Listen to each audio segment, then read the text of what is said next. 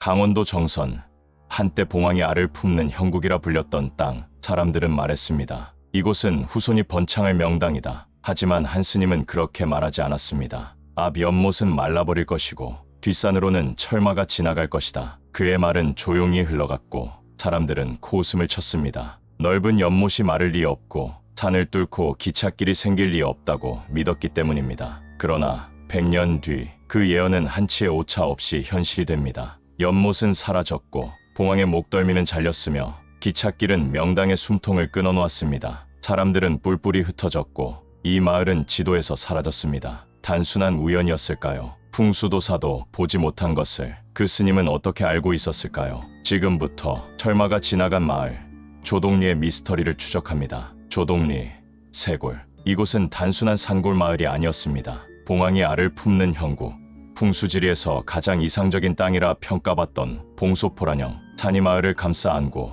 맑은 연못이 앞을 흐르던 땅. 사람들은 이곳에 터를 잡았고 경주 이씨 일가는 그 중에서도 가장 먼저 이 마을을 일군 가문이었습니다. 그 가운데 이진사라 불리던 인물이 있었습니다. 성품은 고닫지만 가난은 비켜가지 않았습니다. 그는 결국 가난 속에 생을 마쳤고 마을 사람들은 그를 위해 좋은 자리를 찾고자 풍수도사를 불렀습니다. 풍수도사는 단호하게 말했습니다. 이곳은 금구입수형, 금빛 거북이 물속으로 들어가는 형국이니 반드시 복이 따라 후손이 번창할 것입니다. 금구입수, 즉 거북이 제 집을 찾아 물속으로 들어가는 형상. 물을 만난 거북은 생기를 얻고 그 생기는 대대로 이어진다고 믿었습니다. 그렇게 이진사의 묘는 지금의 한백탄광 중앙사택 자리에 자리 잡게 됩니다. 사람들은 만족했고 이 마을은 이제부터 본격적인 번영을 시작할 것이라 기대했습니다. 하지만 그 순간 마을을 지나던 한 스님이 발걸음을 멈췄습니다. 그리고 묘를 바라보며 조용히 중얼거렸습니다. 맷자리는 참 좋습니다만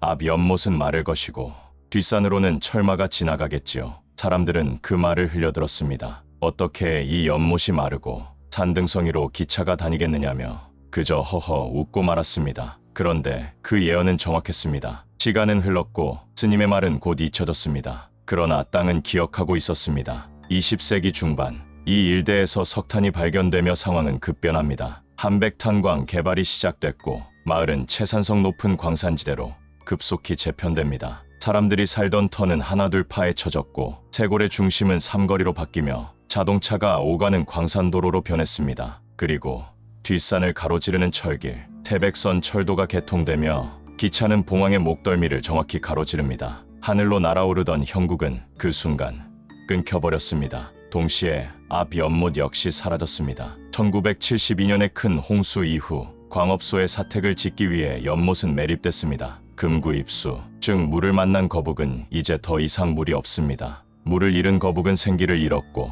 목이 잘린 봉황은 날개를 펴지 못했습니다. 예언은 한치의 오차 없이 실현되었습니다. 조동리의 경주 이씨 일가는 결국 마을을 떠날 수밖에 없었습니다. 세대를 이어온 터전은 사라졌고 사람들은 전국으로 흩어졌습니다. 그 명당 위에 남은 건 산업의 흔적과 흩어진 기억뿐이었습니다. 조동리, 봉황의 알을 품던 땅은 이제 산업유산의 그림자만 남은 장소가 되었습니다. 복을 부른다는 풍수의 형국은 개발이라는 이름 아래 무너졌고 사람들은 뿔뿔이 흩어졌습니다. 풍수도사는 명당이라 말했고 스님은 경고했습니다. 누가 옳았는가? 단순한 전설로 치부하기엔 스님의 말은 너무나도 정확했습니다. 연못이 마르고 철마가 지나가고 마을은 사라졌습니다. 과연 그는 무엇을 본 걸까요? 풍수보다 더 깊은 직관, 아니면 인간이 간과한 자연의 경고였을까요? 그리고 우리는 지금 조동리와 비슷한 선택의 갈림길 앞에 서 있지는 않을까요? 전통의 지혜와 현대의 개발, 복을 부른다는 말과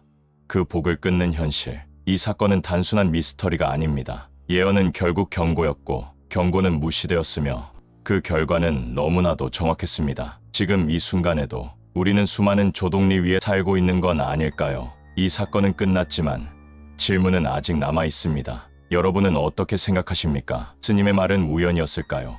아니면 통찰이었을까요? 그리고 지금 우리가 서 있는 이 땅은 과연 복을 부르는 땅일까요? 아니면 또 다른 경고를 기다리고 있는 걸까요? 댓글로 여러분의 생각을 남겨주세요. 다음 이야기에서도 또 다른 미스터리를 파헤쳐 보겠습니다. 시청해 주셔서 감사합니다.